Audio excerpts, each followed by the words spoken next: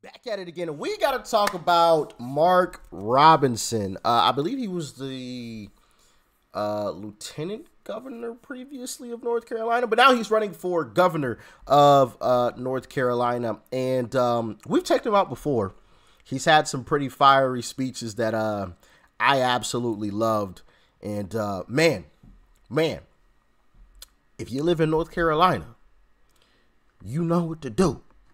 You know what to do, baby. You know what to do. But he recently released an ad that I wanted to check out with you guys.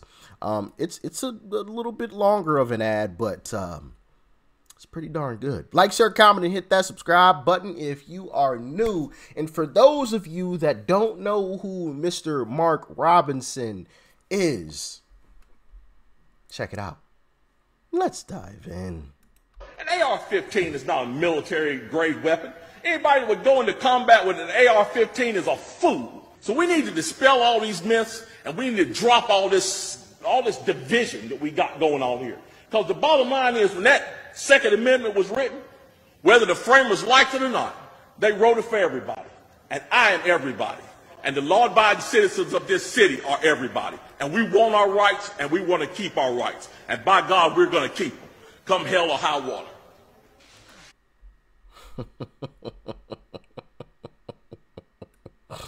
Come on now. You gotta love this guy. You gotta love this guy. We gonna keep our rights come hell or high water. Come on now. Here's another clip of Mark Robinson. You see, they don't want to talk about the fact that California is falling apart and Florida is flourishing. They don't want to talk about the fact that New York is in a shambles and that North Carolina is on firm financial footing. They don't want to talk about the great things that are going on in Arkansas and other places where great conservatives are at the helm doing great things. When it comes to that, the news media is silent because they don't want to admit one thing. The left is wrong. They are wrong on every topic, on every issue. They don't have a political leg to stand on. They don't have a social leg to stand on. They don't have a spiritual leg to stand on. They have nothing to stand on because they do nothing right. In every state they're running it straight into the ground.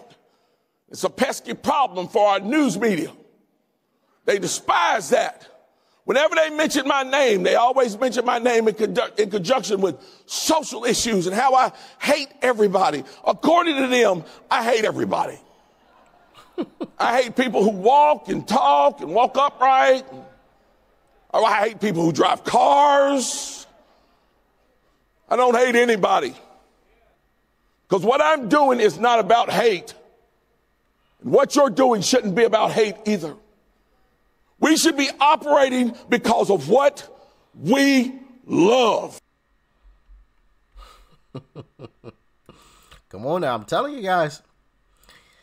Gotta love this guy, man. Gotta love this guy. So I just wanted to give you guys a little refresher on who Mark Robinson is, the Republican that is running for governor of North Carolina, former lieutenant governor of North Carolina. He's actually in a really tight race, but we'll get into that here shortly.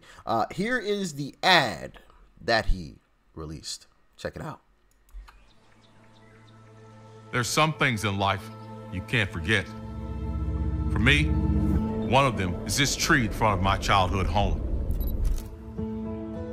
You see, I grew up poor here in Greensboro, the 9th of 10 children. We had no phone, no air conditioning, no car.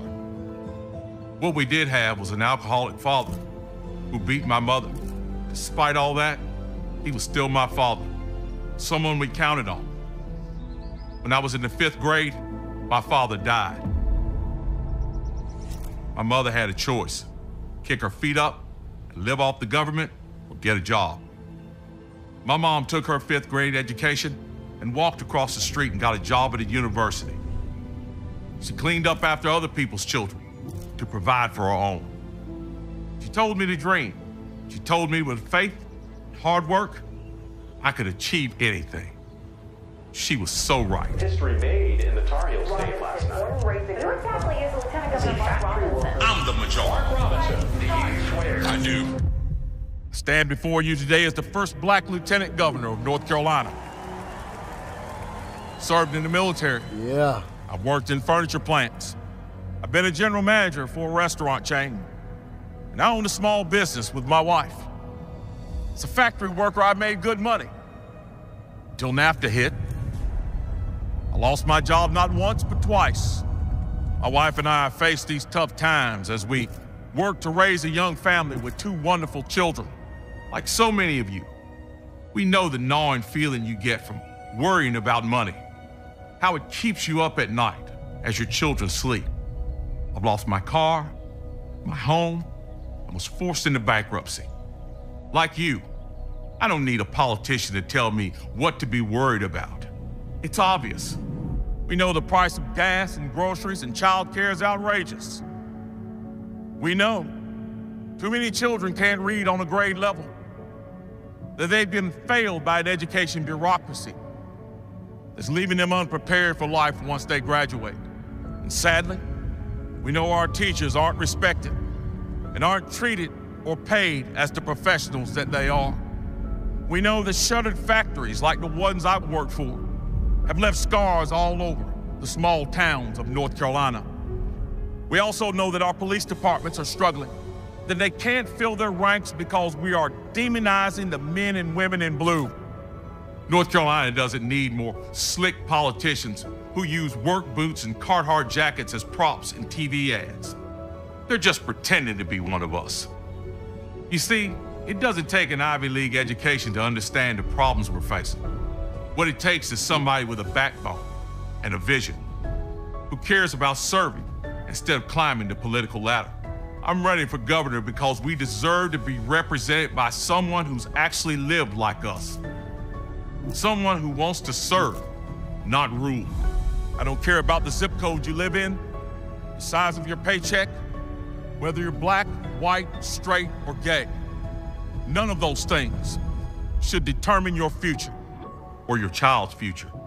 No one should have to choose between paying for medicine or making a trip to the grocery store. And our streets should be safe, and so should our schools. These issues shouldn't be Republican or Democrat issues. They should be the issues that transcend the gridlock of our capital. History teaches us anything. It's that Americans don't run from trouble. We run towards it. Now it's our time to stand up and make history, so that kids who grew up in uncertainty like I did, that they have a chance to succeed, and that they know that they live in North Carolina, a state where anything is possible. Someday you and I will be gone, and I don't want my family to see a picture of me and wonder why I didn't fight for them. I want my children and grandchildren to know that I did everything I could. That's what I'm fighting for, and that's why I'm running for governor. Will you join me? Yes, sir.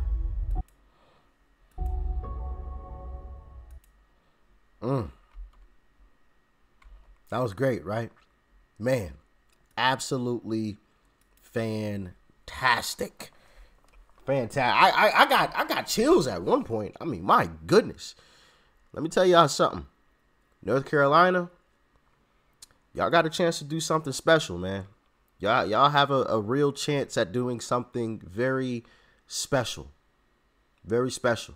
To have a governor like that.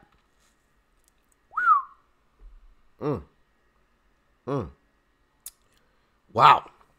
Mark Robinson running for governor of North Carolina. So if you live in North Carolina, man, you got a real shot.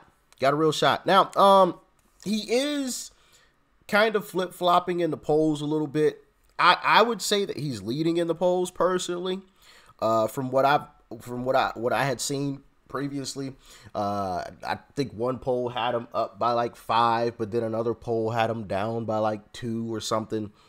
But there was something weird going on with, actually, I'm just going to pull it up. Let me see. I think I actually still had it open somewhere. Where was it? Here we go. Here we go. So here are the polls, right? This one's March 7th and this one's March 9th. So the one for March 9th, as you see here, he's down by 2 versus the Democrat, Stein. But this one has him up by 5, and this is why.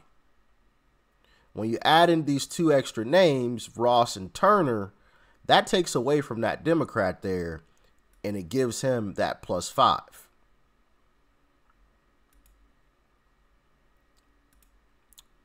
But then up here, it's just them two head to head. There aren't any extra folks in there pulling any numbers away. So, yeah, North Carolina, y'all got a chance, man, to do something real special. Real special. I think North Carolina will be happy. We'll be happy to have a governor like that. North Carolina would be a real great place with a governor like that. Real great place. So, hey, comment below if you live in North Carolina. All right, comment below. Comment below. Want to see how many folks are in North Carolina. But, yeah, man, shout out to Mark Robinson. Obviously, like I said, we've checked him out before. I mean, a passionate, fiery speaker. I love that type of passion. You can tell he's a guy that truly cares, who actually cares, right, about the issues that he speaks about. You can just hear it in his voice, you know. But, man, I hope he does become governor of North Carolina. I really do. I really do. But as always, y'all let me know what you thought about this one in the comment section below. Like, share, comment, hit that subscribe button before you go. Peace and love. I'm out.